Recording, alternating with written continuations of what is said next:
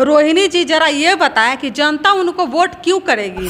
बिहार में आई है, सारण में आई है, छपरा में आई है टूरिस्ट बनकर, और यहाँ उनका मुकाबला किससे है भाई? राजीव प्रताप रूडी से। वो ठहरे पायलट, आई ठहरी पैसेंजर। जनता है जो आने वाले समय में इनको दरकिनार करने का काम करेगी। इनको और कोई पार्टी में नेता नहीं है, सिर्फ और सिर्फ दो भाई बहन, दोनों बहन और माता पिता। ये क्या है? पारिवारिक समाजवाद को वो लोग बुलंद कर रहे हैं, जबकि हम लोग नीतीश कुमार जी के लिए पूरा बिहार परिवार है। और सारण और छपरा में ऐश्वर्या एक और बेटी है जिसको कुछ वर्ष पूर्व माननीय राबड़ी देवी जी अपने घर से बाल पकड़कर, झोंटा पकड़कर घसीटते हुए बाहर की थी। क्या वो दौर भूल गई है? उस बेटी ऐश्वर्या के साथ कब इंसाफ होगा?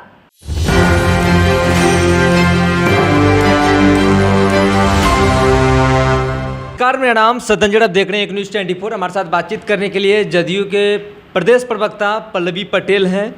जिस तरीके से लालू प्रसाद यादव सारण में अपनी बेटी के लिए, लालू की लाडली रोहिणी आचार्य के लिए फील्डिंग कर रहे हैं, पूरे परिवार मानो तो वहाँ डेरा डाले हुए हैं सारण में। क्या लगता है इस बार वहाँ का माहौल?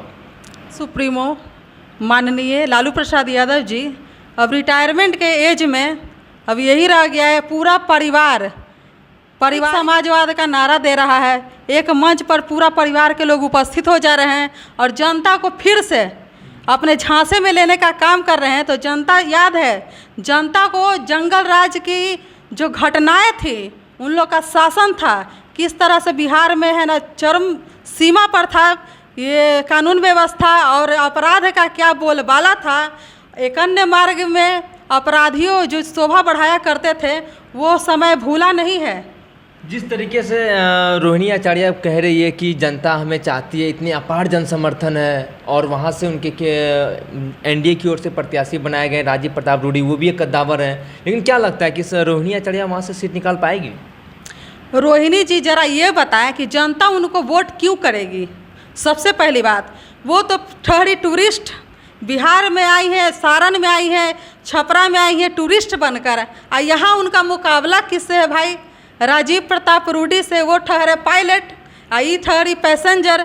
जनता है जो आने वाले समय में इनको दरकिनार करने का काम करेगी।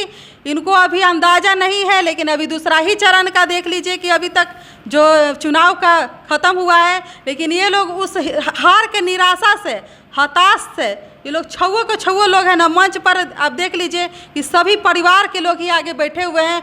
कोई भी क्या उनके पार्टी के कोई नेता नहीं है। अब्दुल बारी सिद्दीकी जी 7वें नंबर पे बैठे हुए हैं, बेचारे अपने ज़मीर को बचाने के लिए संघर्ष कर रहे हैं। और कोई पार्टी में नेता नहीं है, सिर्फ और सिर्फ दो भाई बहन, दोनों बहन और माता पिता। ये क्या है?